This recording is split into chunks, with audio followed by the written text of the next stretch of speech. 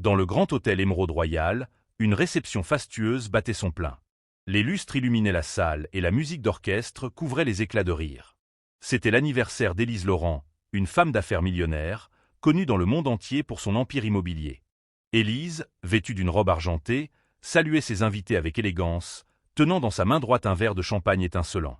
Tout semblait parfait, mais derrière ce luxe, elle portait en elle un grand vide que personne ne soupçonnait. Alors qu'elle approchait le verre de ses lèvres, un cri glaçant fendit l'air, « Ne buvez pas ça !» Tous les regards se tournèrent vers l'entrée. Un garçon à peine âgé de 14 ans, vêtu de haillons, les cheveux en bataille et les yeux brûlants de détermination, venait d'interrompre la fête. Les convives éclatèrent de rires mêlés de mépris. Certains s'indignèrent qu'un sans-abri ose troubler une soirée si prestigieuse. Les agents de sécurité s'élancèrent, mais Élise, intriguée, leva la main pour les arrêter. « Attendez, laissez-le parler. » Le silence s'installa. Le garçon, haletant, répéta avec une force inattendue, « Ce verre est empoisonné. » La salle entière se mit à murmurer. Un invité ricana en le traitant de fou. Mais Élise, troublée, fixa ses yeux pleins de sincérité. Son instinct lui dit qu'il disait vrai. Elle reposa lentement le verre. Un serveur, vexé par l'interruption, voulut se moquer de la situation et saisit le verre en disant « Regardez, il n'y a rien à craindre. » Il le but d'une traite. Quelques minutes plus tard, son visage devint livide. Il s'effondra au sol, convulsant. Panique immédiate. On appela les secours. Le diagnostic fut rapide, empoisonnement sévère. Le silence de plomb qui suivit fut brisé par des cris de stupeur et des regards effarés, tous désormais tournés vers Élise et l'enfant des rues. Elle s'approcha de lui, émue et bouleversée, et demanda d'une voix tremblante « Comment savais-tu » Le garçon baissa la tête et répondit doucement « Je n'ai pas choisi cette vie. Je dors souvent derrière l'hôtel, près des poubelles.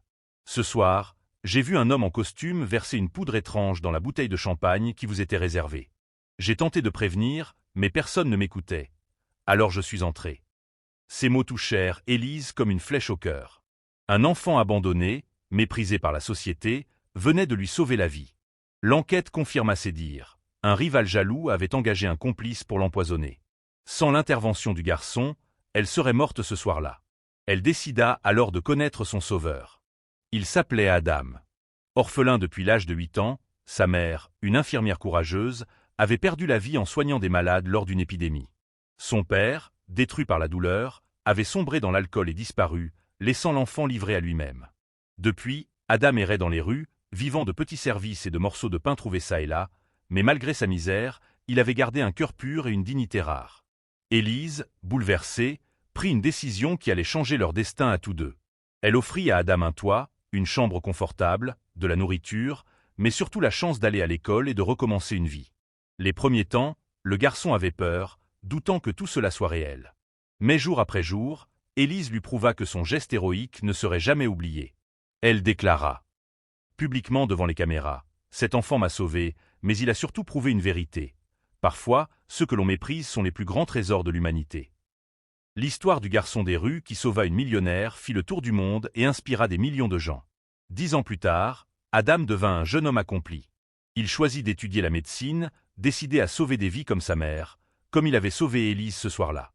Le jour où il reçut son diplôme, vêtu d'une toge et d'une toque, Élise, les yeux brillants de fierté, l'attendait au premier rang. Elle lui dit en l'enlaçant, « Tu étais sans abri, mais tu as toujours eu une maison dans mon cœur. » Et Adam, le sourire plein de gratitude, lui répondit, « Et toi, tu étais millionnaire, mais tu m'as appris que la vraie richesse, c'est l'amour et la compassion. »